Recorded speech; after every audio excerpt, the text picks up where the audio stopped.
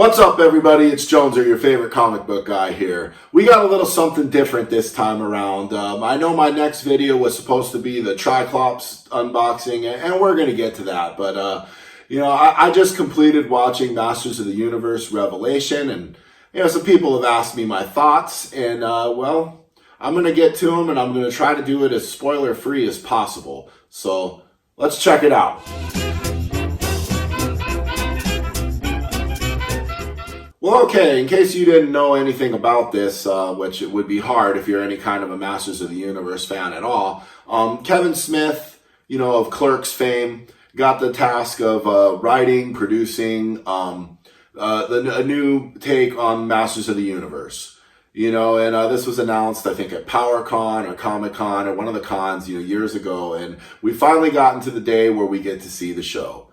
And, well, I'm just going to speak right to the elephant in the room. There's been a lot of controversy surrounding the development and what this show is and was going to be. A YouTuber from, I think it's called Clownfish TV, he tweeted something where he had an insider about the show, and he claimed the show was going to be woke. Now, if you don't know what woke is, I'm not going to bother to explain it to you. You guys can YouTube or Google that yourself or whatever you have to do. But basically, he alleged that He-Man would be sidelined and that the show would be about Teela and her girlfriend. And if that's the case, it wasn't going to play well. And Kevin Smith responded, basically saying that that's not the case, that the show is going to be all about He-Man, and that he doesn't know where this guy's getting his information from. And then they've feuded back and forth tweets, and a lot of other YouTubers have took up. And, I tried to stay out of this. In fact, I think this is the first time on my channel that I've mentioned Masters of the Universe Revelation at all.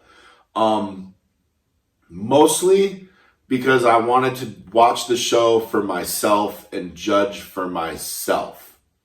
I did not want to try to formulate an opinion about it. But the problem is, you hear enough of this stuff, and, it starts to, I don't even need to begin to tell you people how important this property is to me or how much my love and my fandom of Masters of the Universe is. I'm literally surrounded by it, and I thought about it, and, it's not like He-Man's never had a terrible cartoon before. His new adventures weren't all that great. So I was like, if this cartoon's terrible, it's not going to change anything on the... Kevin Smith, you are not important enough to change my Masters of the Universe fandom one way or the other. I'm sorry, but you're just not. So I wanted to see the show with an open mind. But that was hard because of all the controversy and criticism that's surrounding it. Well, about a month or so back, the trailer was released, the teaser trailer. And wow, that teaser trailer was incredible, amazing. Literally, like, most people's fears were put to rest on that, holy crap. If this is what the show's going to be, we are in for a treat. This is going to be a great Masters of the Universe show, because this teaser trailer was just insane. And, I was put at ease. And then another trailer came out. And I was a little less put at ease, where a lot of the things were, that Clownfish had alluded to looked like they might be happening. And then the Netflix had a synopsis on what the story was, and it was almost exactly what Clownfish had alluded to. And again, we were back and forth. But anyways, I tried to stay above it. Tried to watch the thing with an open mind and judge for myself. I have now completed it and felt compelled to make this video. I have finished Masters of the Universe Revelation. I will try not to spoil any major story spoilers in my review of this. And I will just keep this as vanilla as possible, just talking about what I got out of it, or my enjoyment of it.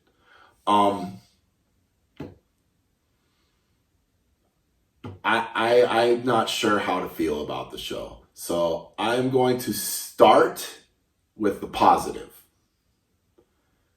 The animation is stellar. It's incredible. The animation is great. The musical score for the show, completely badass. Killer. The opening sequence at episode 1, I mean, I was like on the edge of my seat. Couldn't wait.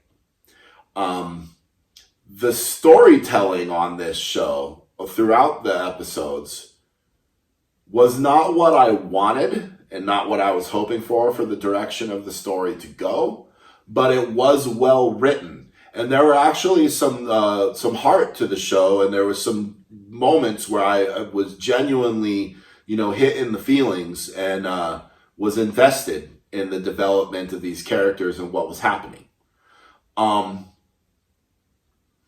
Yes, Tila had a woke haircut. It didn't bother me. But, it was there for whatever that means. I don't think it ruined the show. Or at least that's not what I think ruined the show. Now that I've said what's good about it, I'm going to get into what was not so good about it. Without giving any spoilers any more than Clownfish had already given, he was calling it a bait and switch. That they were going to, all the promotional images were going to show He-Man featured prominently, and everything was going to look like, this is all He-Man, and his criticism was absolutely fair. This He-Man is sidelined, and this is Teela's show. That is just what it is. And, without giving away too many details, it basically turned into a 5-episode fetch quest that's 90% about Teela's hurt feelings. And it is not exactly what I was hoping to get. Not at all. I think the criticism was fair. And Kevin Smith, I think you owe Clownfish TV an apology, because he was right. And you claimed that we weren't getting this was all about He-Man. No, it wasn't. No, it wasn't. That's not what we got. So that was a lie, and you knew it. And I think what bothers a lot of fans is if you'd have just been upfront about it, it just says, you know what, we took a different take on this, and we're going in another direction, or you'll have to see it to its completion. Because, honestly, I haven't seen it to its completion either. I only got part 1. I'm going to have to wait for part 2 here. But I do think that the criticism of this show is fair. That it wasn't what was promised or what was shown for it to be. So I do feel a little bait and switched, and I do feel a little swindled. That Clownfish was right. 100%. As far as like Teela being her girlfriend, I don't know. Sometimes it looks like it's that way, and then sometimes it doesn't. I guess that's for the audience to draw its own conclusions. I don't know how hyper interested you got to be in the sexuality of the fictional character, or if you need to even pay that any thought at all. I sure didn't. But,